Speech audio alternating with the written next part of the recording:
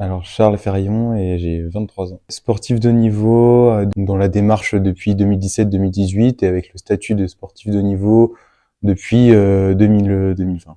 J'ai commencé le canoë-kayak en septembre 2008, donc j'avais encore 7 ans, j'allais sur mes 8 ans. C'est vraiment à partir de 17 ans où là je me suis dit moi je vais faire de la compétition et là je vais me donner des objectifs et je vais me donner les moyens pour les atteindre.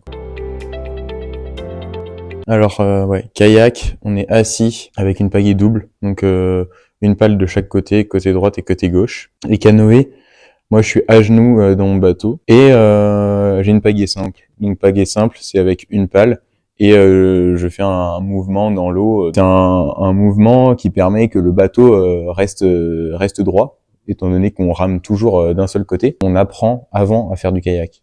Moi je suis pas monté dans un canoë directement. Je suis monté dans un kayak et même jusqu'à tard. On m'a dit, en fait, si tu veux être fort en canoë, sois fort en kayak.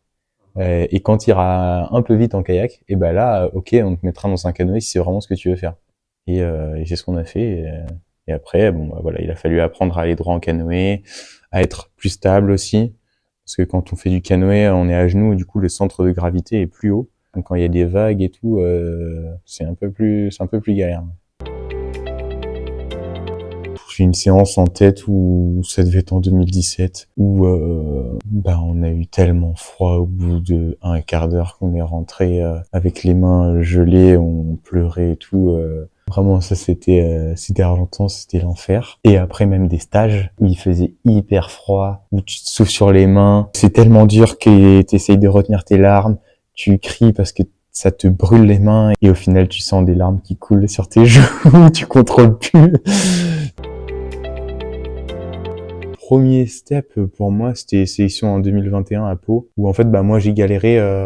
Comme je t'ai dit, du coup, ma démarche de haut niveau, elle a commencé en 2017, et ma première sélection, c'était en 2021. Donc, ça fait quand même un petit bout de chemin à s'entraîner, pas dans le vent parce que tu t'améliores, mais sans sélection, tous les ans, tu recommences. Voilà, t'es pas sélectionné, tu recommences, t'es pas sélectionné, tu recommences. Et ça, en fait, au bout d'un moment, c'est dur. Et 2021, en fait, je m'étais tellement amélioré que j'avais engrangé une confiance en moi, et puis j'arrive aux sélections et je gagne la première course, quoi. Et là, je pense que tout est retombé en fait, quoi. Depuis 2017, je me dis là c'est bon, quoi. Je fais pas ça pour rien. J'appelle mes parents, je commence à pleurer et tout. Et du coup, ça c'était en avril-mai. Et en 2021, en septembre, je fais vice-champion du monde. Là, pareil, c'était un peu une surprise. Enfin, le premier championnat du monde, médaillé direct. Et puis, en 2023, où là, peut-être que c'était un peu plus attendu, vu que j'avais fait champion d'Europe au mois de mai. C'est vraiment ces trois courses-là que je retiens et où j'ai un peu pleuré, du coup, à la fin.